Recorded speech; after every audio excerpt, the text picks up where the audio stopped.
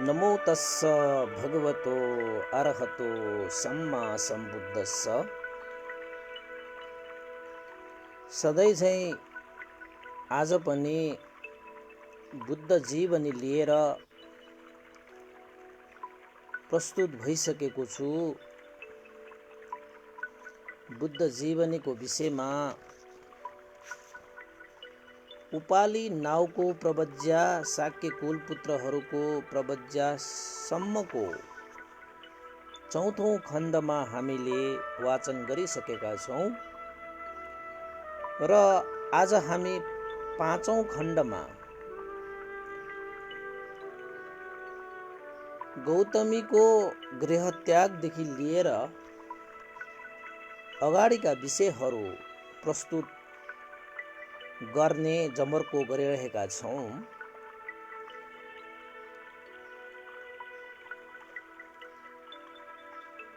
महाराज सुयोधन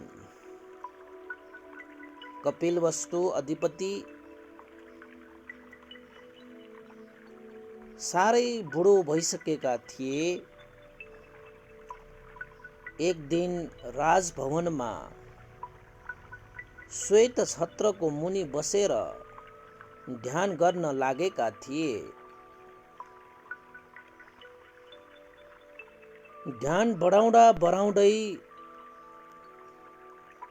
अर्हत भई परिनिर्वाण पनि भए। महाराजको परलोक गमन भएपछि प्रजापति गौतमीको मनमा साह्रै विरक्त उत्पन्न भयो। एकजना नाउलाई बोलाएर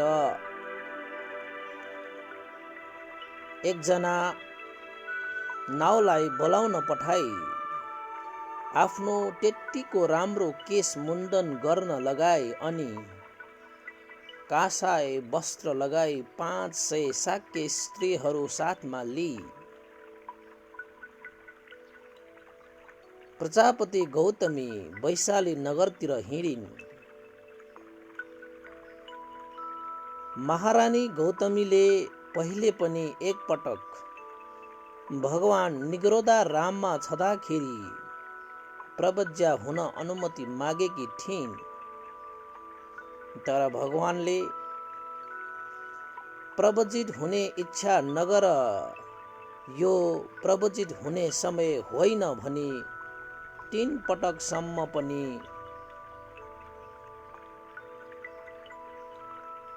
भगवान बुद्धले प्रजापति गौतमीलाई जवाफ दिएको थियो।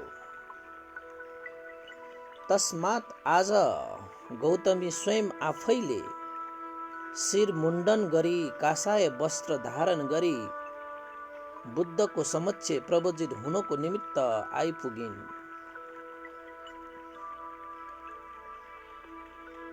प्रजापति गौतमी कपिलपुरदेखि वैशाली नगरसम्म पैदल नै गइन्।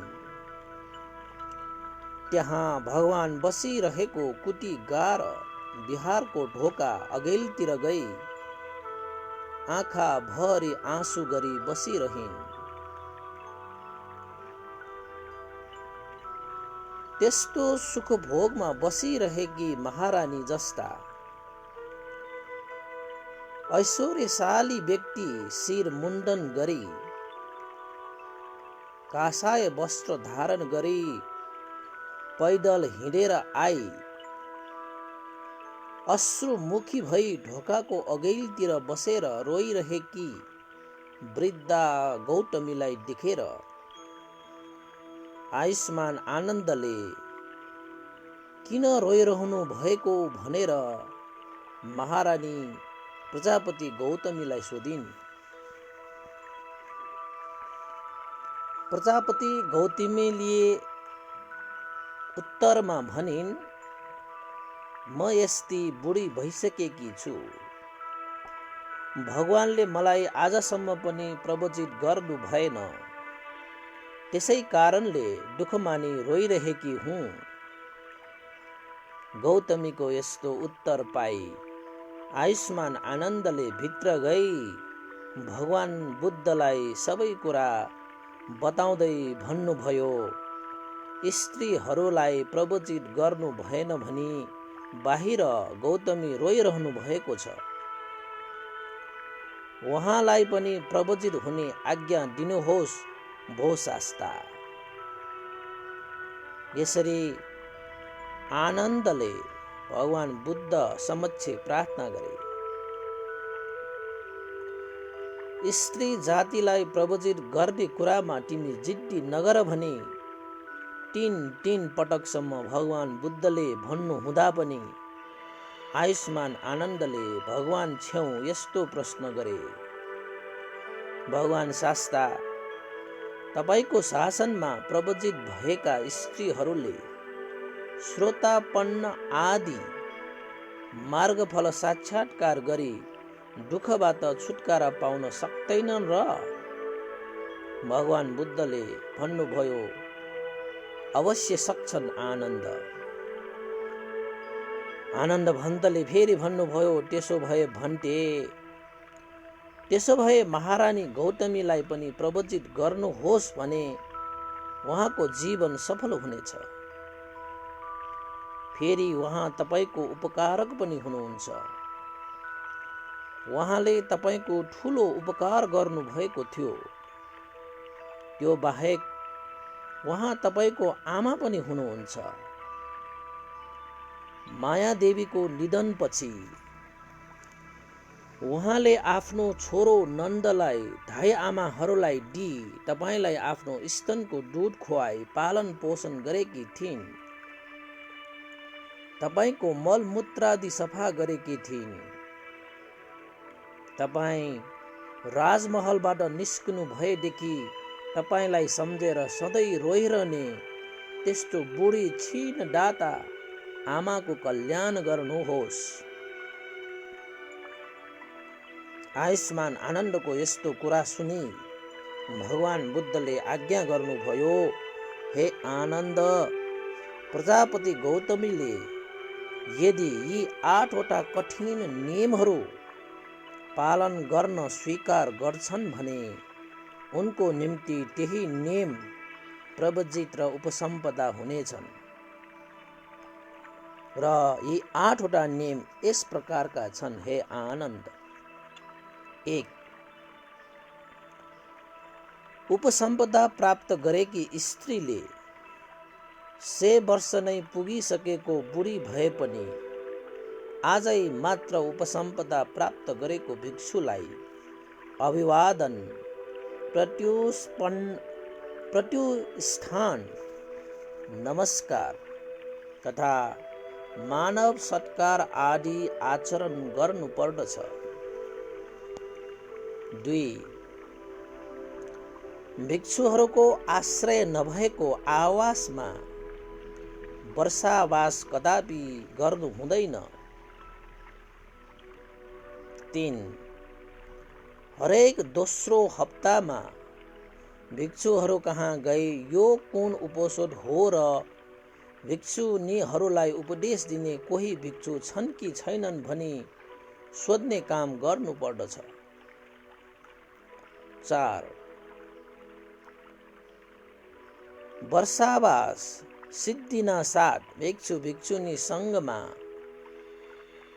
दृष्टश्रुत परिसंकित नामक 3 प्रकारको पवारणा गर्नु पर्दछ। 5.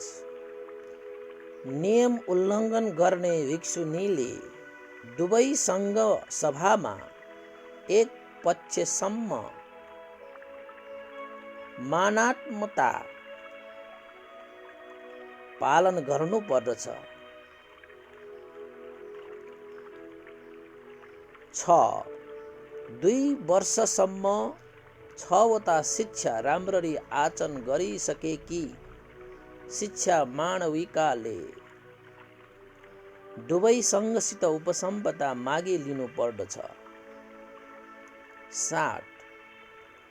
कुनै प्रकारले पनि भिक्षुहरूको सङ्घहरूको निन्दा नगर्ने र तिनीहरू प्रति अपशब्द प्रयोग नगर्ने व्रत लिनु पर्दछ। 8 भिक्षुहरूप्रति भिक्षुणीहरूले आफ्नो मुख बन्द गर्नु पर्दछ। उपदेश गर्नुहुन्न र भिक्षुणीहरूप्रति भिक्षुहरूलाई सधैँ मुख खोल्ने अधिकार दिनु पर्दछ, यानि कि उपदेश दिने अधिकार दिनु पर्दछ। यी 8 वटा नियम मध्ये कुनै एउटा नियम पनि भिक्षुणीले उल्लङ्घन गर्नुहुन्न। उक्त 8 नियमप्रति आदर सत्कार तथा भक्ति राखी जीवनभर पालन गर्नु पर्दछ।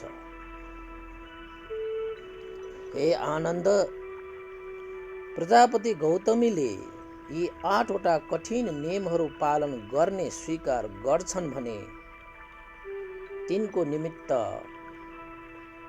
यही गरु कर्म 8 वटा नै प्रवज्या र उपसम्पदा हुनेछ। भगवान बुद्धको यस्तो आज्ञा सुनि आयुष्मान आनन्द गौतमी कहाँ गई सबै वृत्तान्त कुरा सुनाउनु भयो। त्यस बेला प्रजापति गौतमीले भनिन्, भन्टे आनन्द, सौन्दर्यको पुजारी कुनै युवक वा युवतीलाई सुगन्धयुक्त फूलमाला दिँदा जसरी आनन्द मानेर त्यसले दुवै हात थापैली गलामा लाउँछ अथवा जुरोको शोभा बढाउँछ, त्यस्तै ती 8 वटा कठिन नियमहरू म अत्यन्त गौरव आदरपूर्वक सहर्ष शिरमा थापिलिन्छु। जीवनभर त्यसमध्ये कुनै नियम पनि उल्लङ्घन नगरी पालन गर्नेछु भनी प्रजापति गौतमीले वचन दिए। त्यसपछि आयुष्मान आनन्दले भगवान बुद्धको अघिल्तिर गई गौतमीले ती 8 वटा नियम आदरपूर्वक शिरमा थापिलिन् भनी भगवान बुद्ध सामुन्ने बिन्ती चढाए। यो कुरा सुनि भगवान बुद्धले भन्नुभयो, आनन्द, स्त्री जातिलाई तथागतको शासनमा प्रवज्या प्राप्त नभएको भए यो श्रेष्ठ ब्रह्मचर्य शासन 10,000 वर्षसम्म चिरस्थायी हुने थियो। यस शासनमा स्त्री जातिलाई प्रवज्या प्राप्त भएदेखि अब अचिरस्थायी हुने भयो। आनन्द, जसरी लोग्ने मान्छे नभएको खाली स्वास्नी मान्छे मात्रै भएको घरमा चोरले सजिलैसित हमला गर्छ, त्यस्तै स्वास्नी मान्छे प्रवजित हुने स्थान भएको शासन अचिरस्थायी हुन्छ, चिरस्थायी हुँदैन। हे आनन्द, किरा लागेको धानको बोट जसरी चाँडै ढल्छ त्यसरी नै स्वास्नी मान्छे प्रवजित हुने स्थान भएको शासन चाँडै नाश हुनेछ। हे आनन्द, जसरी एउटा बलवान मानिसले पोखरीको पानी बाहिर नजाओस् भनी पोखरीको चारैतिर पर्खाल लगाइदिन्छ, त्यसरी नै मैले भिक्षुणीहरूलाई जीवनभर उल्लङ्घन गर्न नहुने 8 वटा कठिन नियमहरू बताइदिएको छु। यस प्रकार भिक्षुणीसँग प्रतिष्ठित हुन साथ हजारौं संख्यामा स्त्रीहरू गृह त्याग गरी प्रवजित भई शील समाधि र प्रज्ञामा प्रतिस्थापित भए।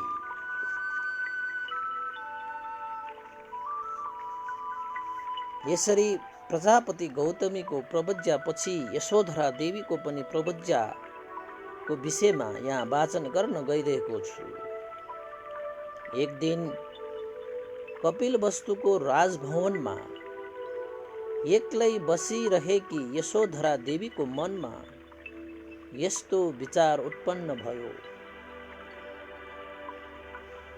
मेरो स्वामी राजपाट जम्मै त्यागी बुद्ध हुनुभयो।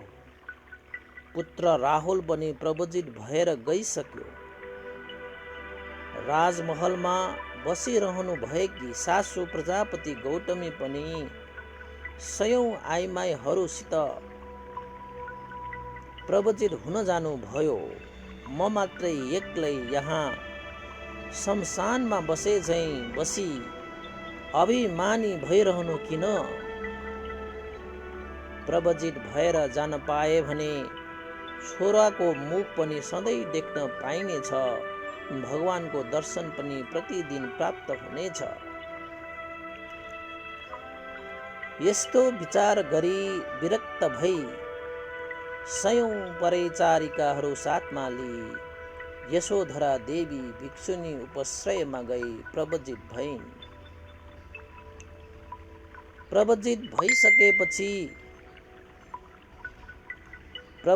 भइसकेपछि उपाध्यायी र आचार्यहरूको सँग राहुल र भगवानको दर्शन प्रतिदिन पाइने गरी श्रावस्तीमा गई बसिन्। यस प्रकारले भगवान बुद्धको शासनमा भगवानका सकल परिवार प्रवजित भए। ज्ञातार्थचर्या पूर्ण गरी भगवान बुद्धले बन्धु वर्ग सबैलाई जन्म मरणको बन्धनबाट छुटकारा पाइने शान्त प्रणीत युक्त निर्वाण पद प्राप्त गराउनु भयो।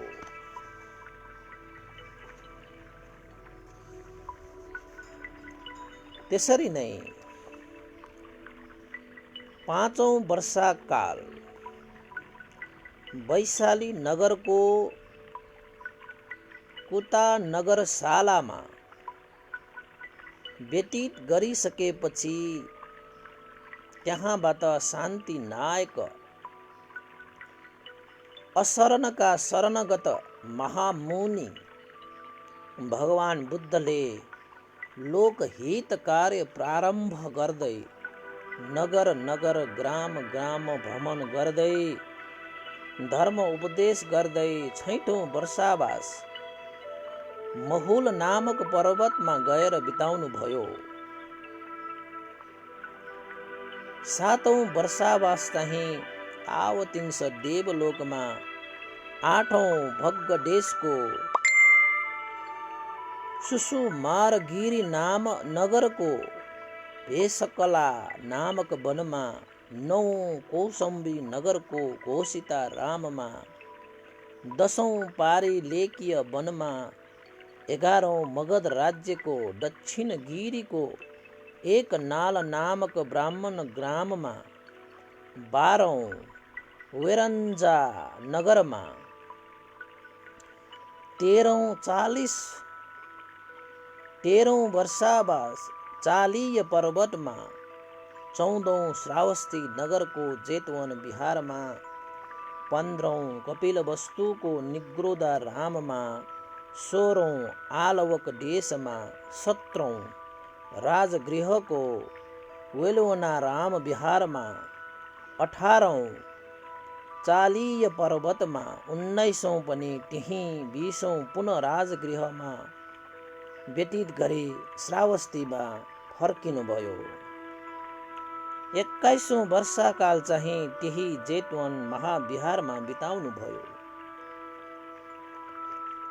त्यस बेला श्रावस्ती नगरमा साह्रै धनी सेठ एकजना थिए। तिनको नाम मृगार सेठ थियो। मृगारको पूर्णवर्धन नामक एउटा छोरा पनि थियो। मृगारले छोरा तरुनो भएपछि साकेत देशमा बस्ने धनञ्जय नाम गरेका एकजना साउकी छोरीसित उनको विवाह गरिदिए।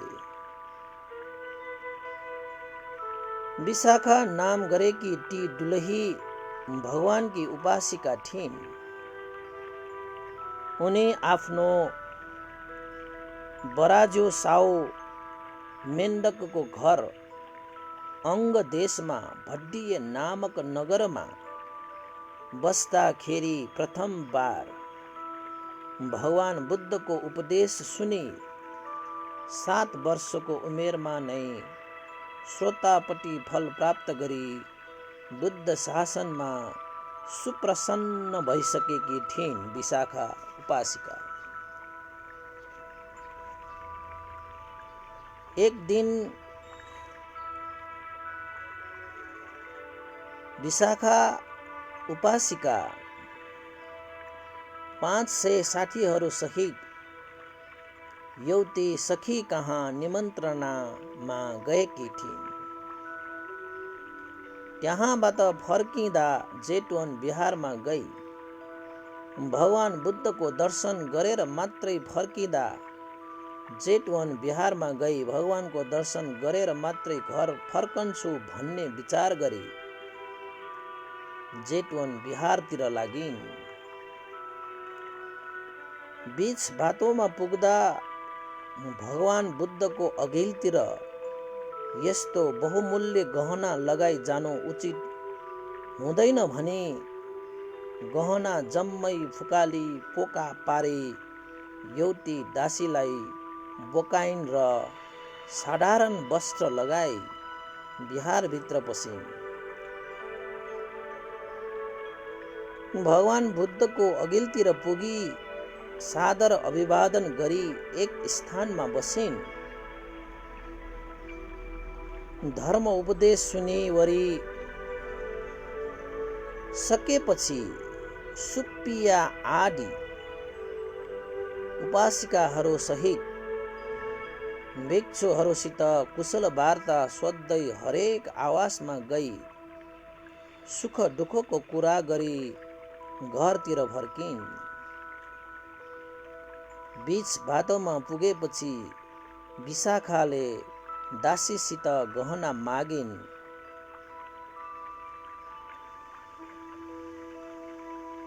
तर गहनाको पोको त बिहारमा बिर्सेछु भने दासी झस्केर बिहारतर्फ दौडन खोजिन्। अनि विशाखाले दासीलाई रोक्दै भनिन्, हे दासी, ती गहना आनन्द स्थविरले सुरक्षित राखिराख्नु भएको रहेछ भने लिएर नआऊ। उहाँले छोइसक्नु भएको गहना सङ्घलाई नै अर्पण गर्दछु।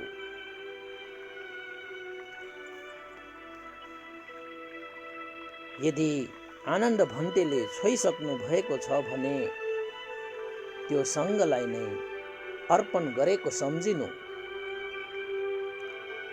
दासी हतर पतर दगुर्दै गई हेर्छ त गहनाको पोको आनन्द स्थविरले देखी कसको हो लिन आउला भनी हिफाजतका साथ भर्याङ मुनि सच्चाई राखेको रहेछ।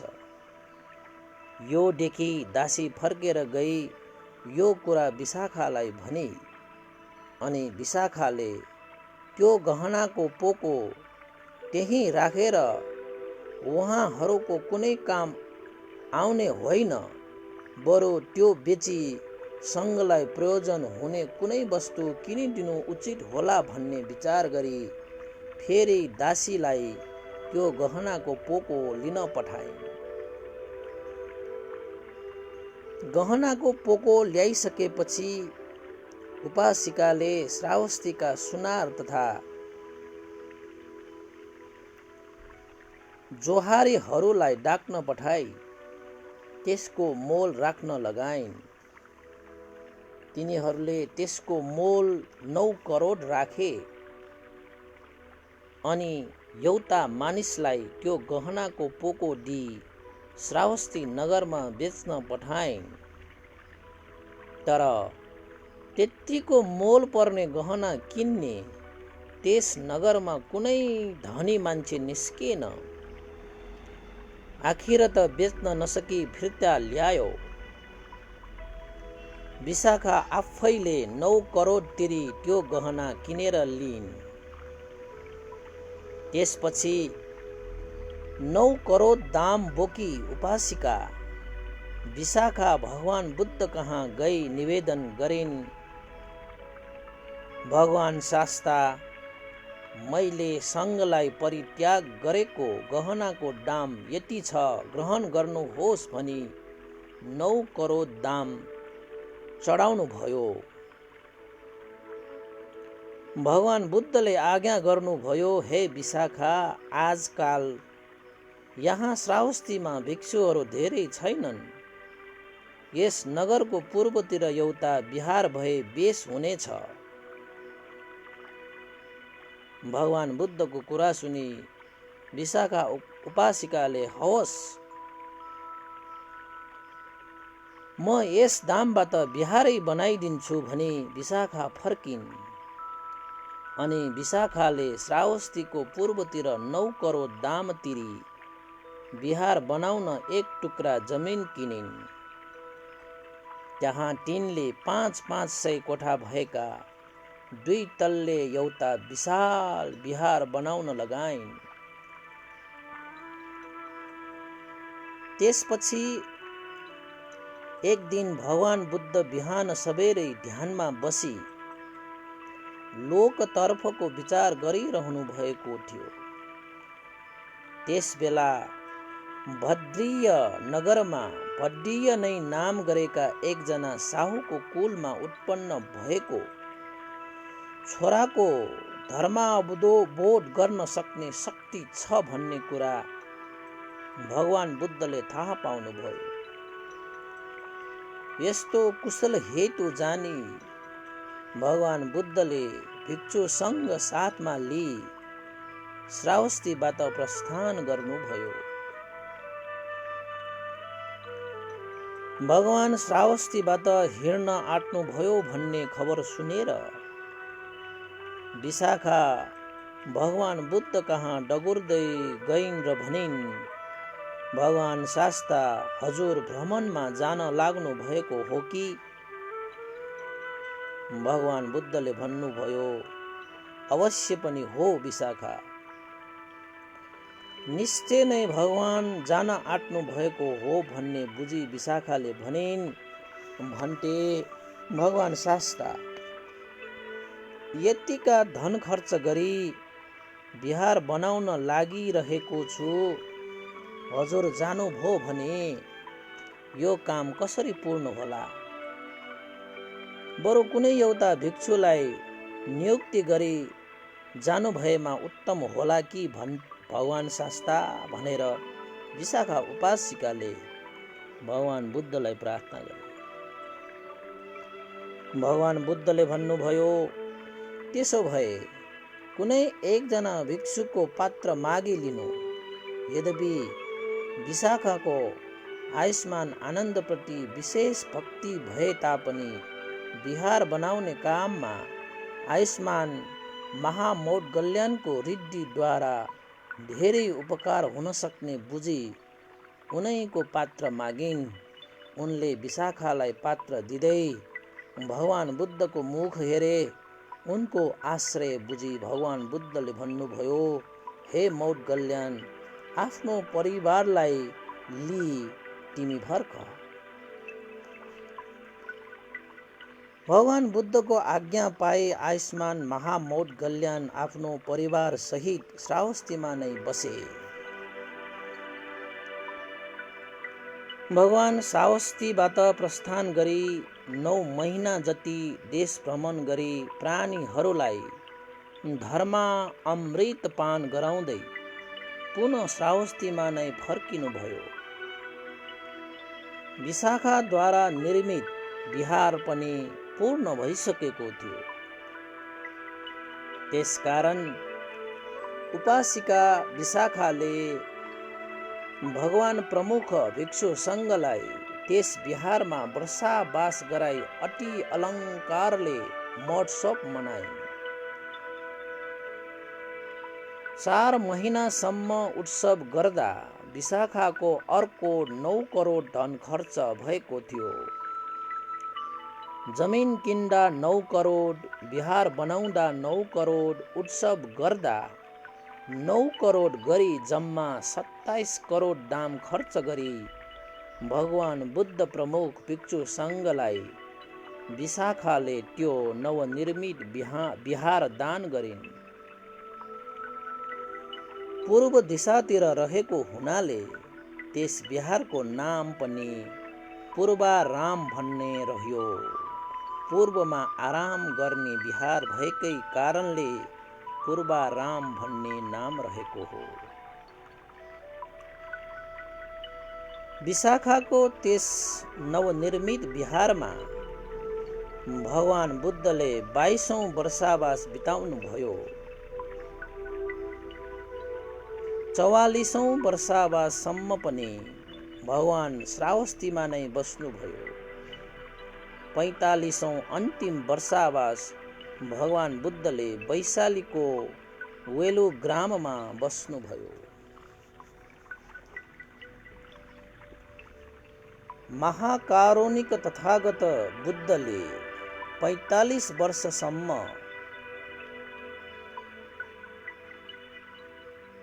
विभिन्न धर्मका कुराहरूलाई पालन गराउँदै देश विदेश भ्रमण गर्दै देवसहित सकल मनुष्यहरूलाई अमृत पान गराउँदै हिँड्नु भएको थियो। यति समयभित्रमा उहाँको शासनमा त्रिविध तथा नवाङ्ग बुद्ध शासन बुझेका ग्रन्थि कारण फुकाउन सक्ने सामर्थ्य भएका विस्तृत अर्थलाई संक्षिप्त र संक्षिप्त अर्थलाई विस्तृत पारी सहेतुक अप्रमाणिक गरी बुझाउन सामर्थ्य भएका 101 समर्थवान भिक्षु र भिक्षुणीहरू धेरै सङ्ख्यामा भए। उपासक र उपासिकाहरूमा पनि त्यस्ता सामर्थ्य भएका पुरुष र स्त्रीहरूको सङ्ख्या कम भएन।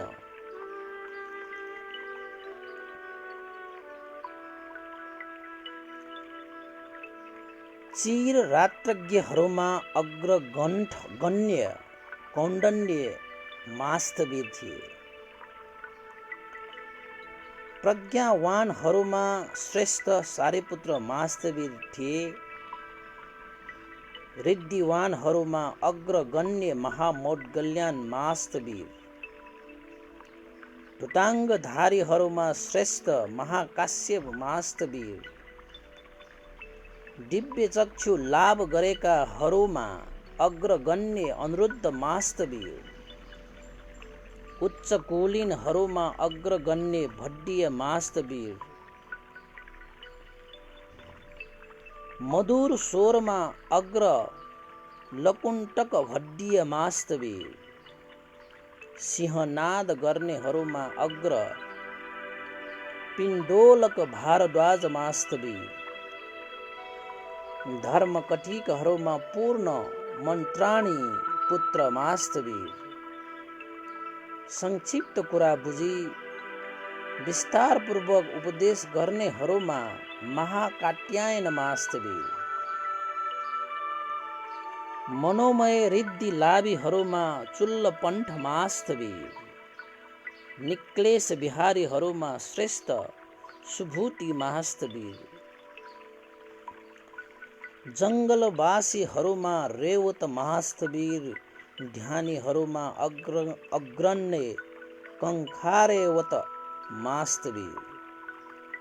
वीर्यवानहरूमा अग्रगण्य सोन कोलिविस मास्तवीर। कल्याण वार्ता गर्नेहरूमा अग्र सोन कुटिकन्न मास्तवीर। लाभीहरूमा अग्र शिवली मास्तवीर। श्रद्धाधिकहरूमा अग्र वक्कली मास्तवीर। शिक्षाकामीहरूमा अग्र राहुल मास्तवीर। श्रद्धाले प्रवजित भएकाहरूमा अग्र रथपाल मास्तवीर। सलाक ग्रहण गर्नेहरूमा कुण्डधान मास्तवीर। प्रतिभान प्राप्त गर्नेहरूमा अग्रवङ्गी समास्तवीर, प्रासादिक हुनेहरूमा उपसेन वङ्गन्त पुत्र मास्तवीर, शयन तयार पार्नेहरूमा दब्ब मल्ल पुत्र मास्तवीर, देवगणहरूका मन परेकाहरूमा अग्र पिलिन्द वत्स मास्तवीर, तुरुन्त अभिज्ञा लाभीहरूमा अग्रवाहीय डारो चिरिय मास्तवीर थिए। व्यक्त कठिकहरूमा श्रेष्ठ कुमार काश्यप मास्तवीर, प्रतिसंविदा लाभीहरूमा श्रेष्ठ महाकोठित मास्तवीर, यी बाहेक 30 बहुश्रुतहरूमा स्मृतिवानहरूमा बुद्धिवानहरूमा तथा उपस्थापकहरूमा अग्रगण्य आनन्द मास्तवीर।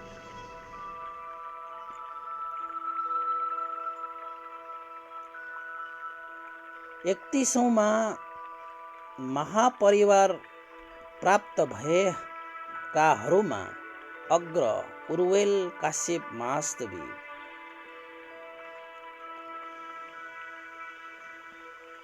यसरी 32औं नम्बरमा छन् कुल प्रसन्नकर्ताहरूमा अग्र कालोदाई मास्तवीर, 33औंमा निरोगीहरूमा अग्र बक्कुल मास्तवीर, 34औंमा पूर्वानुस्मृति ज्ञान भएकाहरूमा अग्र उपाली मास्तवीर, विनयधरहरूमा अग्र उपाली मास्तवीर, भिक्षुनीहरूलाई अर्ती उपदेश दिनेहरूमा नन्दक मास्तवीर, इन्द्रिय संयम हुनेहरू मध्येमा नन्द मास्तवीर, भिक्षुहरूलाई अर्ती उपदेश गर्नेहरू मध्येमा महाकपिन मास्तवीर, तेज धातु कुशल हुनेहरू मध्येमा सागत मास्तवीर र 40औंमा प्रतिभान अर्थात् बुझ्न सक्नेहरू मध्येमा मोगराज मास्तवीर अग्र थिए। यस प्रकारले बुद्ध शासन अन्तर्गत धेरै समर्थवान भिक्षुहरू भए। त्यसरी नै भिक्षुनीहरूमा पनि समर्थवान भिक्षुहरू त्यसबेला स्त्रीहरूमा पनि कम त थिएन। भिक्षुनीहरूमा पनि समर्थवान स्त्रीहरू कम थिएन। 1 नम्बरमा प्रजापति गौतमी क्षीररात्रज्ञहरूमा अग्रणी थिइन्। खेमा महारानी खेमा मास्तवीर्नी प्रज्ञावानमा अग्रणी, उपल्लवन्ना मास्तवीर्नी प्रज्ञावानहरूमा अग्रणी, पट्टाचारा मास्तवीर्नी विनयधरहरूमा अग्रणी, धर्मकथिकहरूमा अग्रणी सोना मास्तवीर्नी, ध्यानीहरूमा अग्रणी सोना मास्तवीर्नी, वीर्यवानहरू मध्येमा अग्रणी सोना मास्तवीर्नी, दिव्य चक्षु लाभीहरूमा अग्रणी सकुला मास्तवीर्नी, भड्डा कुण्डल केशा मास्तवीर्नी, तुरन्त अभिज्ञा लाभीहरूमा अग्रणी, पूर्वानुस्मृतिवानहरूमा अग्रगण्य भड्डा कापी लानी मास्तवीर्नी, भड्ड कच्चाना यशोधरा मास्तवीर्नी, महाज्ञान लाभीहरूमा अग्रणी, वृक्ष चिबर लगाउनेहरूमा अग्रणी कृषा गौतमी मास्तवीर्नी र श्रद्धादि मुक्तमा सिंगालक माता स्थवीर्नी अग्रणी। यी बाहेक समर्थ भिक्षुनीहरू अरू पनि बुद्ध शासनमा धेरै थिए।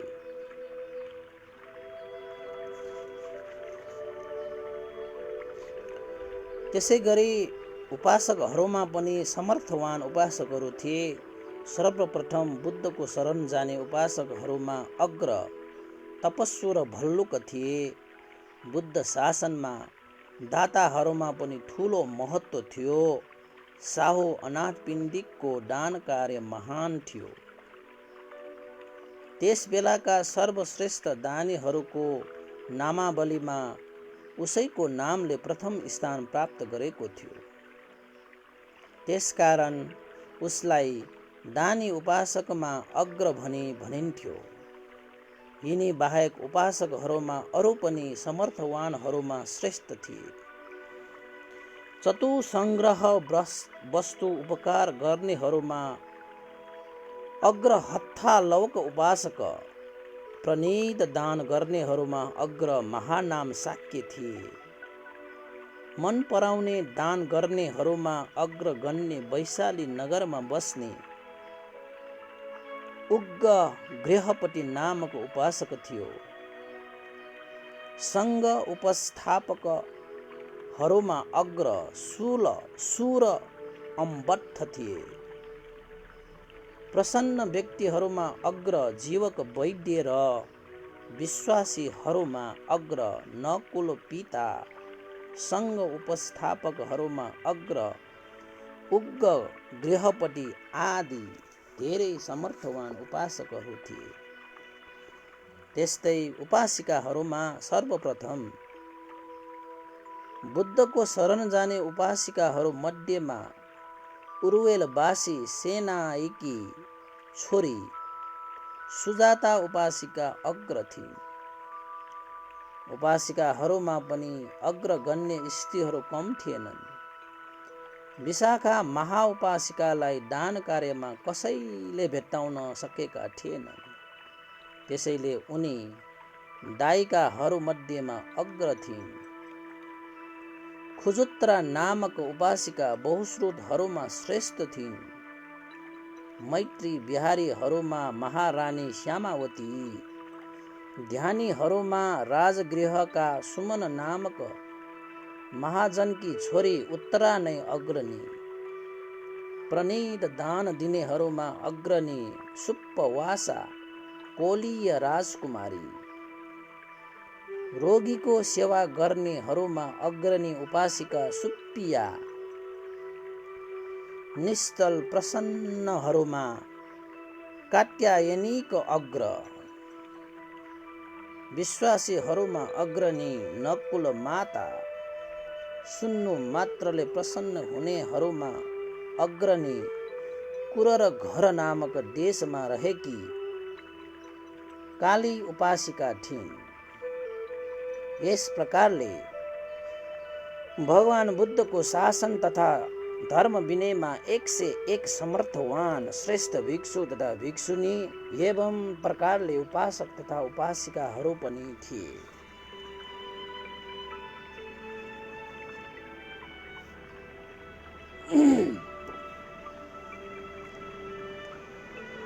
यसरी भगवान बुद्धले शासनधर भिक्षु भिक्षुनी उपासक तथा उपासिकाहरू तयार पारी संसारमा शान्ति धर्म प्रचार गरी जेतवन बिहारमा 44औं वर्षावास बिताउनुभयो।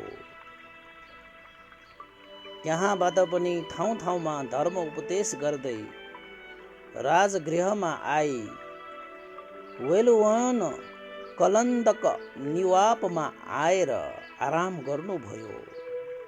त्यस बखतमा भगवानको उमेर 80 वर्ष पुगिसकेको थियो। राजा अजातशत्रुले वज्जीहरूसित युद्ध घोषणा गर्ने कुरा सोचिरहेका थिए। भगवान वेलुवनमा आइपुगेका छन् भन्ने सुनेका अजातशत्रुले वत्सकार नामक एकजना ब्राह्मण महामन्त्रीलाई भगवान कहाँ गई वज्जीहरूको कुरा बुझेर आऊ भनी पठाए। त्यो ब्राह्मण भगवान भएको ठाउँमा गई सादर प्रणाम गरी एउटा आसन ग्रहण गरी बसे। भगवानले त्यस ब्राह्मणबाट अजातशत्रुको विचार वृत्तान्त सुनिसकेपछि यस प्रकारले आज्ञा गर्नुभयो, हे ब्राह्मण, जबसम्म ती वज्जीहरूले मैले केही दिन अगाडि सारदत्त चैत्य स्थानमा बताएको 60 वटा अपरिहार्य धर्म पालन गरिरहेका छन्, तबसम्म उनीहरूको परिहानि असम्भव छ, अर्थात् उनीहरूको कुनै प्रकारले हानि नोक्सानी हुने छैन।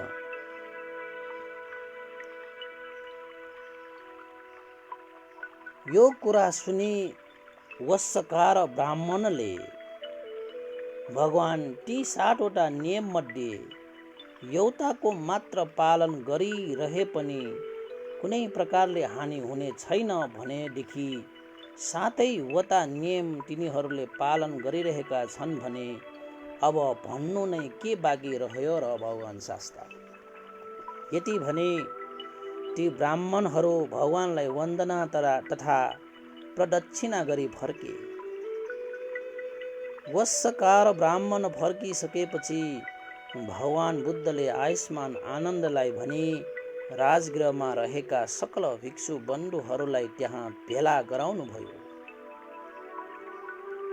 सकल भिक्षुहरू जम्मा भइसकेपछि भगवान सभागृहमा गई धर्मासनमा बसी यस्तो आज्ञा गर्नुभयो, हे भिक्षुगण, जुन बेलासम्म तिमीहरूले यो 60 वटा अपरिहार्य धर्म राम्रोसित पालन गरेर बसिरहन्छौ, त्यस बेलासम्म तिमीहरूको वृद्धि उन्नति बाहेक अवृद्धि तथा परिहानि हुने छैन।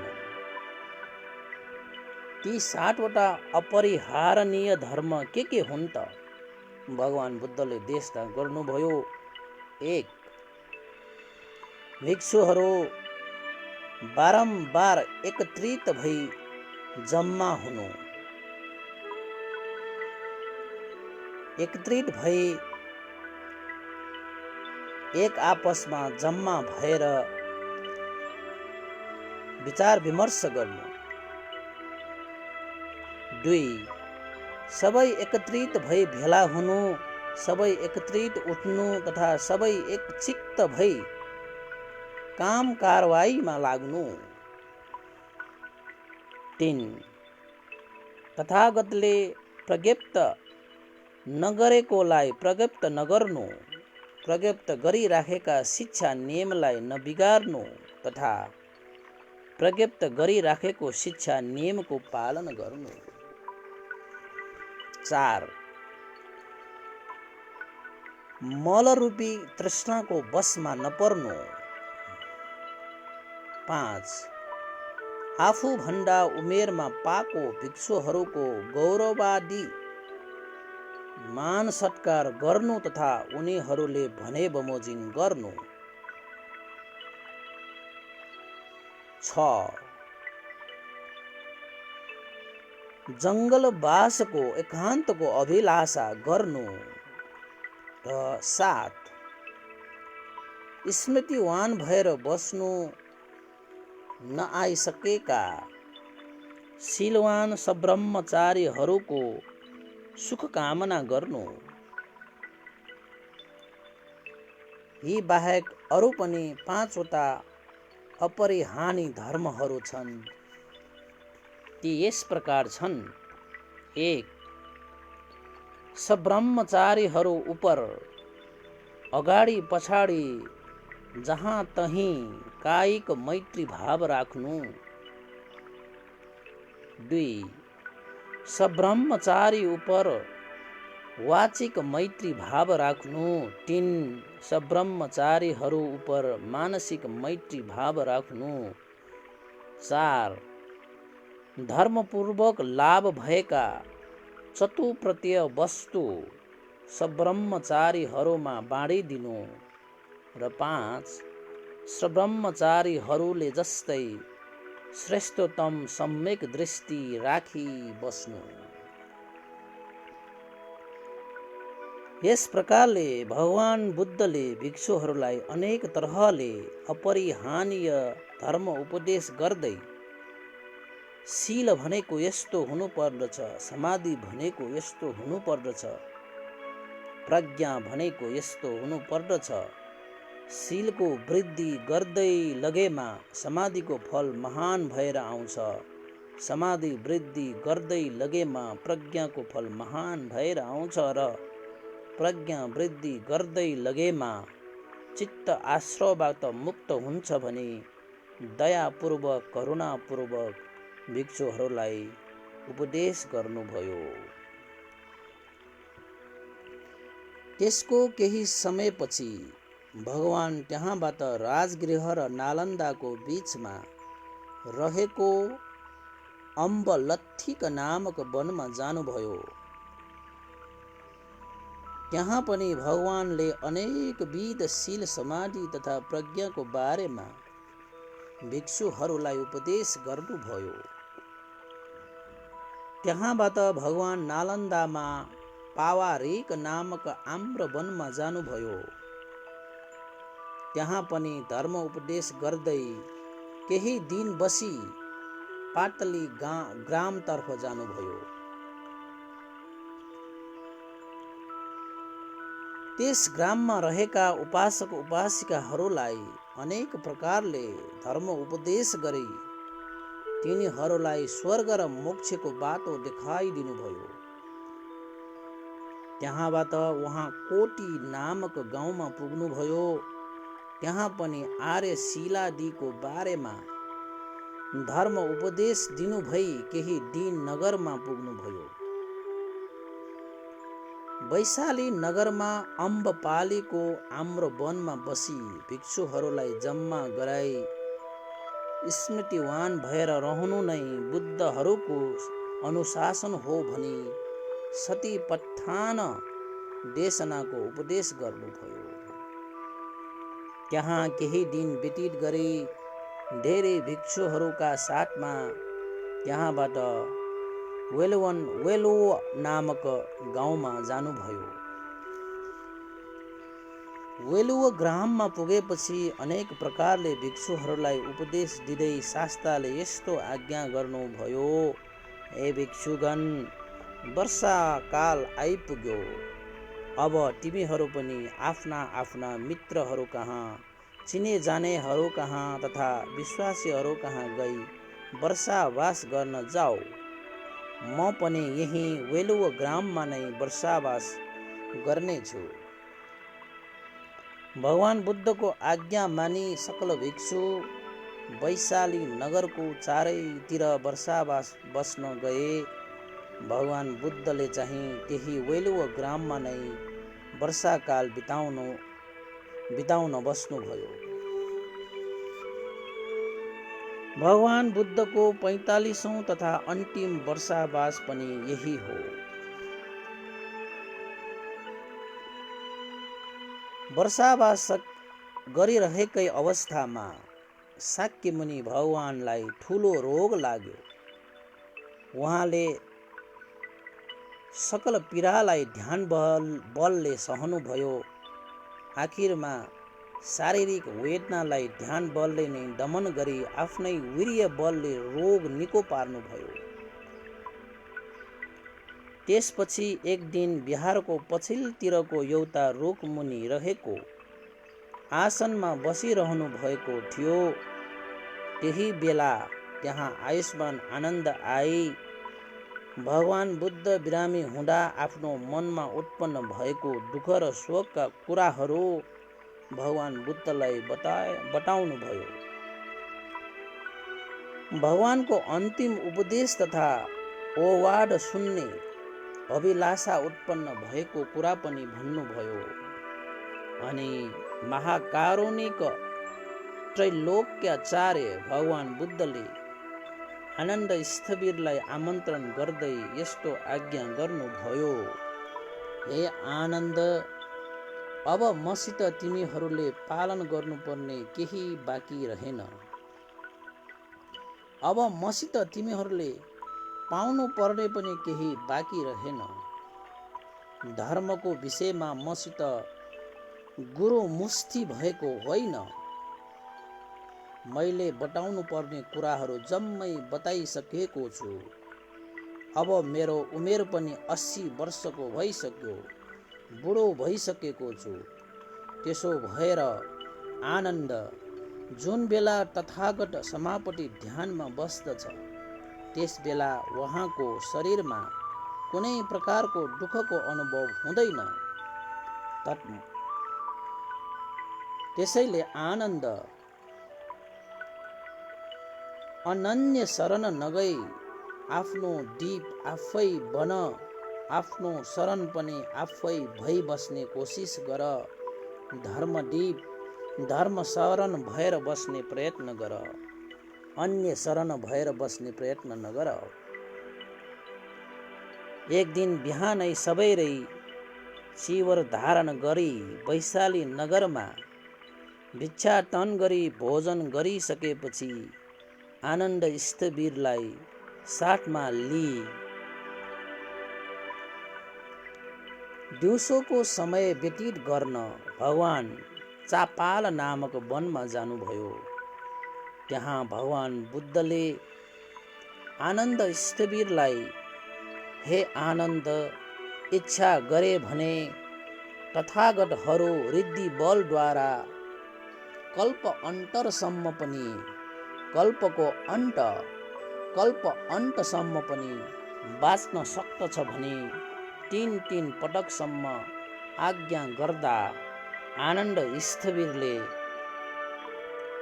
त्यसो भए भगवान शास्ता कल्पान्तसम्म, कल्पको अन्तसम्म बसी कृपा गर्नुस् न भनी प्रार्थना गर्न सकेका होइनन्।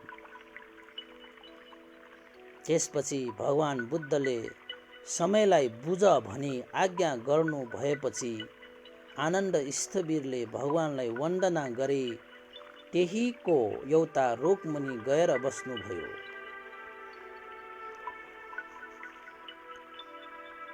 त्यही समयमा आनन्द गएको एकैछिनपछि यसवर्ती मार आई भगवान बुद्धलाई प्रार्थना गरे, भन्ते चाँडै महापरिनिर्वाण हुनुहोस्। यसरी आएर मारले भगवान बुद्धलाई यस्तो भनेको यो पटक मात्रै होइनन्, अगाडि पनि धेरै पटक मारले महापरिनिर्वाणको निम्ति प्रार्थना गरिसकेका थिए। त्यस बेला मारले भगवान बुद्धबाट यस प्रकारको उत्तर पाएका थिए, हे मार, जुन बेलासम्म मेरो शासनमा धर्म बुझेको धर्मधर तथा शासनधर भिक्षु भिक्षुनी, उपासक तथा उपासिकाहरू 101 समर्थवान हुँदैनन्, त्यस बेलासम्म म परिनिर्वाण हुँदिन। यसरी भगवान बुद्धले उत्तर दिएका थिए। त्यसकारण अब यो मार आई प्रार्थना गर्न थाले, भगवान बुद्ध तपाईको शासनमा 101 समर्थवान भिक्षु भिक्षुनी, उपासक तथा उपासिकाहरू भइसके, अब तपाईं चाँडै परिनिर्वाण हुनुहोस्।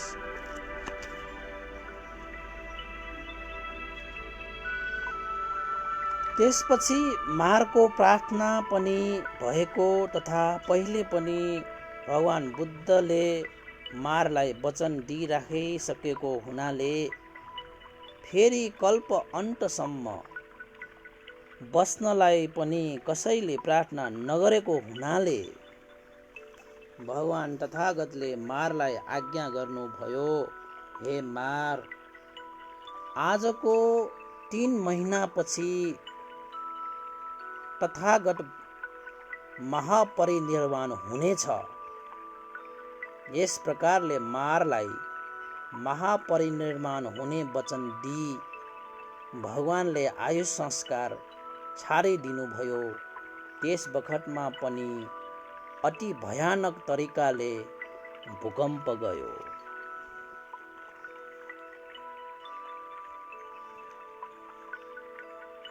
भूकम्प गएको देखेर आनन्द स्थवीरले के कारणले भूकम्प गयो भनी भगवान बसेको स्थानमा गई भूमिकम्पको कारण सोधे।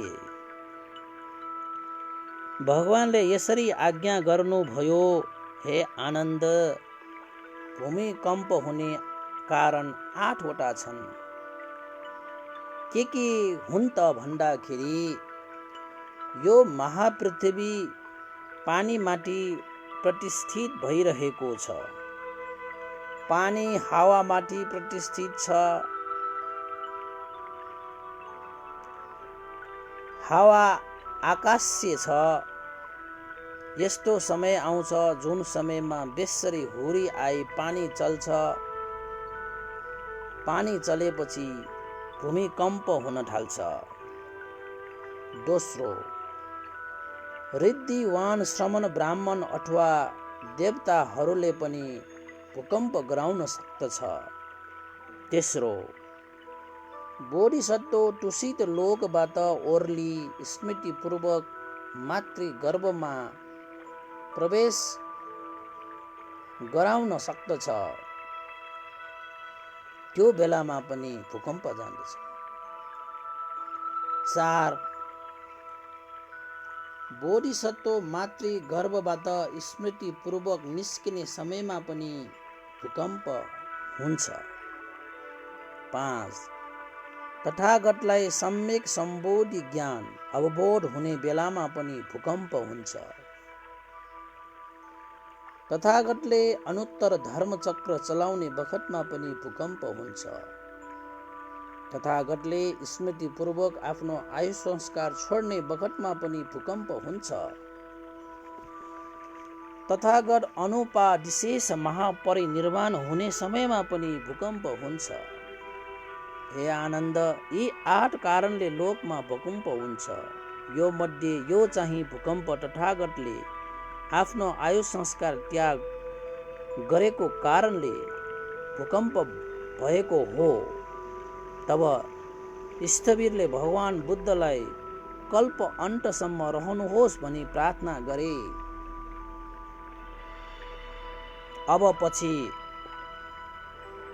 त्यसपछि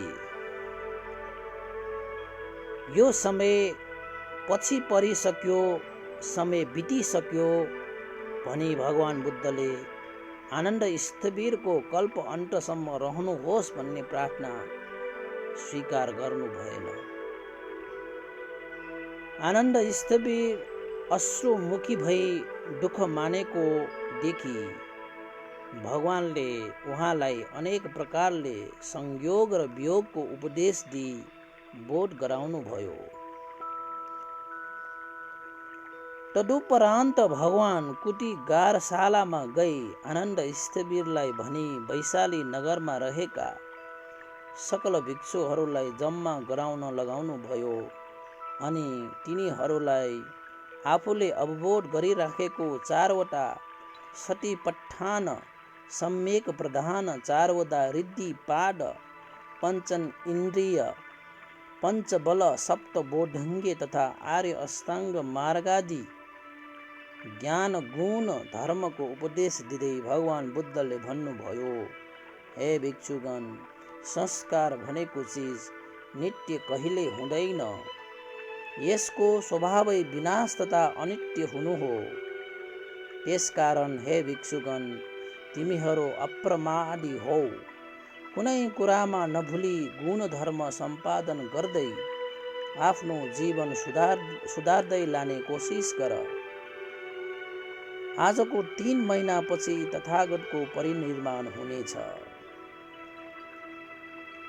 यस्तो अववाद दिइसकेपछि भगवान बुद्धले फेरि आज्ञा गर्नुभयो, म बुढो भइसकेको छु, मेरो आयु पनि अब धेरै छैन। तिमीहरूसित छुट्टिने बेला नजिकै आइसकेको छ। प्रमादलाई छाडी तिमीहरू शीलवान हौ, स्मृतिवान हौ, सुसमाहित भई चित्तको रक्षा गर्ने प्रयत्न गर। जसले अप्रमादी भई विनय धर्ममा लागि जन्म मरणको दुःखबाट छुटकारा पाउँछ, उही यस संसारको दुःखको बन्धनबाट मुक्त हुन्छ भनी भगवान बुद्धले भिक्षुहरूलाई आज्ञा गर्नुभयो।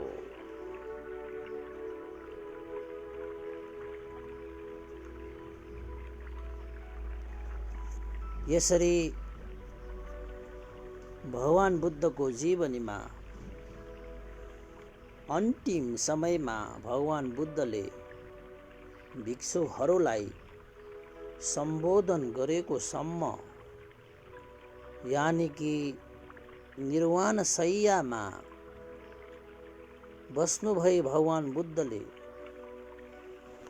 करुणा राखी भिक्षुहरूलाई अन्तिममा अप्रमादी हुनु भई उपदेश गर्दै गरेको सम्मको आजको बुद्ध जीवनी यहीँ टुङ्ग्याउँदै बाँकी क्रमशःको रूपमा पुनः वाचन गर्ने वचन दिँदै आजलाई यहीँ विश्राम दिन चाहन्छु।